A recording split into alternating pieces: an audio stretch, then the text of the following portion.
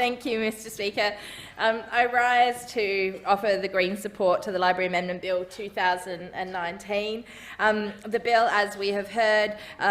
is ability to expand the legal deposit scheme that requires copies of all written publications in New South Wales libraries to also allow the scope for electronic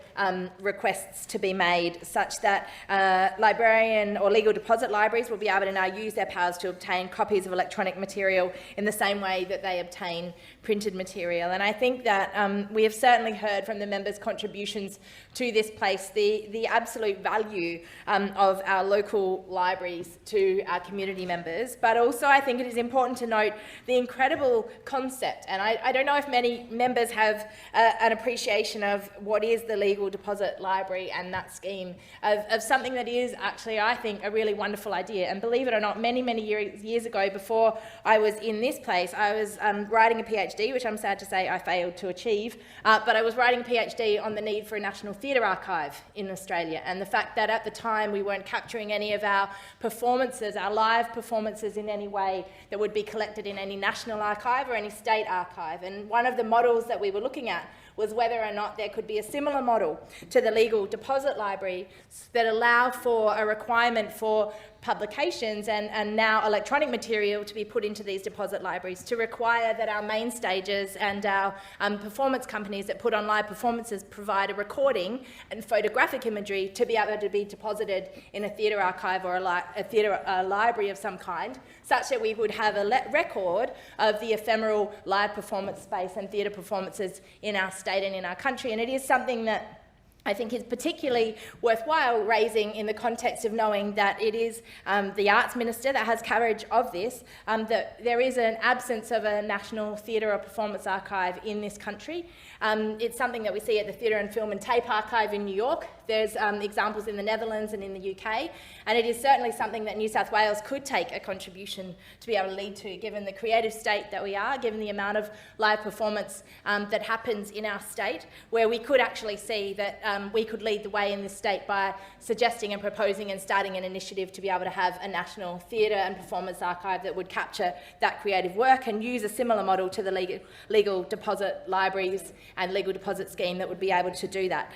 But I did want to, as a number of other members have pointed out,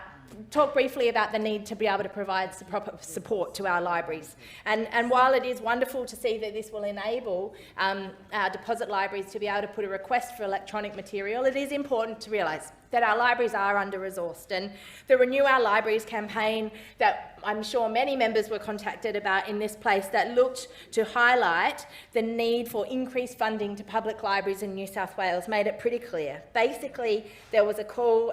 for a need to double the funding and index the contribution and enshrine that funding in law to ensure that we didn't see the kind of cuts that happened in the 2018-19 state budget, which, according to the Local Government Association of New South Wales, saw that actually there was an 18% decrease in community library funding. And that is an outrageous decrease when we're talking about such a tiny amount of money in the first place, proportionally to the state budget. We're talking about, in the state budget, an allocation of $23.5 million to libraries. That was down from $28.8 million. Now, that has a huge impact on our local community libraries, and we've heard members from all sides of the chamber talking about the values of the libraries to their community. And I would like to say that if you go into what is a very small local library supported by the City of Sydney, the Newtown Library, just on Brown Street, you can see that there is an incredible use of that space in an area in the city where lots of people are living in share houses that actually wouldn't have a space for them to be able to go and have a quiet room to be able to do study unless they sat on their bed in their bedroom. You see constantly those computers and the workspaces being used. But then upstairs, you see story time and rhyme time happening for the young members of the community, and you see a connection there to the community and to the places that are there. You also see an interaction between the parents of the young children that are bringing their kids to rhyme time and story time and using the library, and that is an incredibly valuable thing. You see the same at Stanmore Library, you see the same at Surrey Hills Library, and I think it is absolutely crucial that we recognise and respect the value that our community libraries have. This will provide another capacity to be able to capture electronic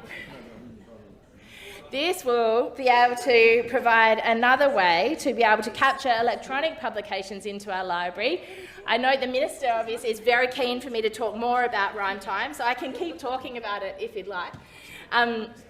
So he's obviously very keen to hear about Rhyme Time, Story Time, other things. So what I did want to say is that I think we should very much value the people that work in our libraries as well. Now, my daughter, she gets taken, we go to the library about once a week.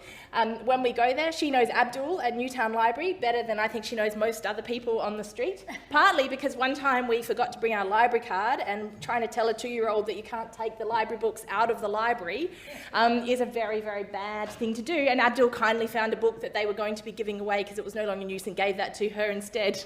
as a nice, you can take this home, because otherwise we were going to be in serious trouble with a large tantrum because she couldn't take her books home. But the reason why I say that is because the people that are working in these community libraries are actually community-minded people that care about what they're doing. They allow us to be able to connect people in with other services and support and share the information of councils to people that might not otherwise interact with the services of local councils, and that is an incredibly valuable thing to do. So I want to acknowledge this bill, but I also want to be able to say that it is crucial that in doing this we don't just make the necessary bureaucratic and legislative changes that we need to be able to assist to move libraries into the electronic age. We also need to make sure that we're providing the funding and resources to do that, and that is why we should absolutely support the Renew Our Libraries campaign, which is pushing for a doubling of funding of libraries in this state from the New South Wales Government.